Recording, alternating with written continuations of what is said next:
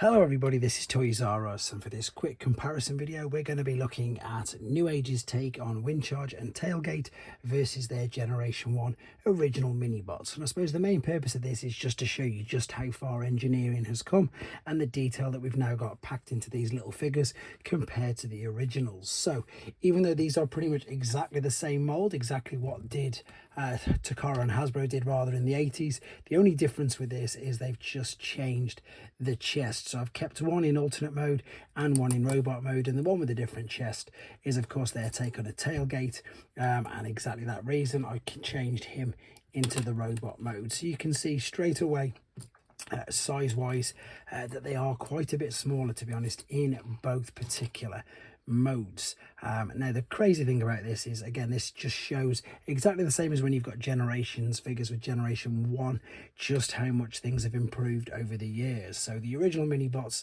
with the articulation, you could say there's a bit of articulation in the arms, as in it will spin all the way around, and that is pretty much it. The legs, you could say there's a knee bend, but that is again just for transformation purposes.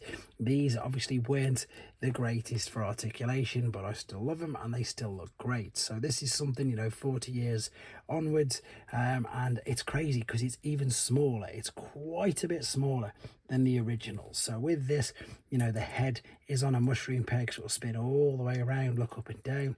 The shoulders, you can see, are on ball and socket joints, so they'll come all the way up to the side.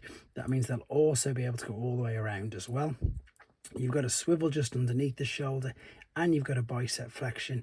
You've got no wrist swivel on this, unfortunately. You've even got, I mean, that is a genuine ab crunch on a figure that's, you know, tiny. In fact, I've just so happened to have a tape measure here.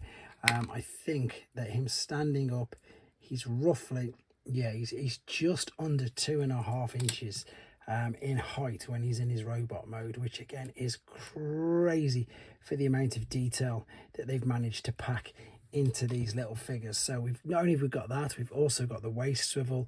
With the legs, you can kick them all the way up and all the way back to get the splits that way, and of course you can go splits to the side. I'll stand him up in a second. And of course you've got the swivel. There you go. Oh, not too much of a swivel. You have this just because this is really stiff. There's a tiny swivel there, which you can see. There's a huge knee bend. There's an ankle tilt, rock, loads of things that you can do with this. So, you know, the articulation, and for those of you who don't really know much about these particular figures, they are dubbed as mini masterpieces, and you can see exactly why. They also come with some accessories. Again, if you want to see these in a load more detail, as in just the figure reviews, they are reviewed on this channel. This is just solely a comparison video. So they've got a gun each, and then they've got the magnet that windcharger used in that G1 episode. With regards to alternate mode, let me just move these out of the way a second. Excuse me. Again, it's exactly the same for when it's with its tailgate as well. It's the only difference is underneath, but look how much smaller it is. And you know, the alternate modes, to be fair, they're both pretty much as good as each other. Individual pins on each wheel, etc. And I think they just obviously hold together a little bit better than the Generation 1 figures did themselves. There's, you know, it's a bit of paint on the windscreens, exactly the same, and as I say, everything is tucked away all nice and neatly. So, you know, there's a huge difference now between these. I suppose the main reason for me starting to do some more in-depth comparison videos is I do get a lot of people asking me exactly to do this. So it's no hassle now and again to pull these together and do these videos. So I hope you find it informative.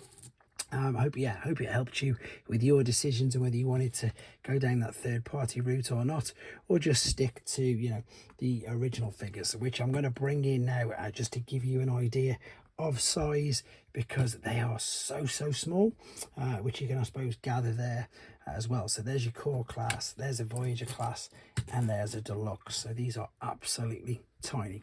Anyway, guys, hope you found this interesting, and as I say, hope it helped you with your decision onto whether or not you wanted to go down the third-party rabbit hole as well. There you go. This is a comparison between windcharger and tailgate, both official and third-party. There you go, guys. Take care.